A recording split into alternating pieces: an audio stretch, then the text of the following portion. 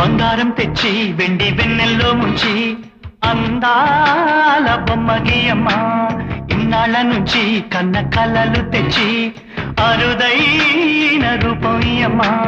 కొంచెం కొంచెగా మారని మురిపించే చిత్రం చూడని వీరి వీరి గుమ్మాడి వాడి పేరేంటమ్మా అమ్మాడి. ఓ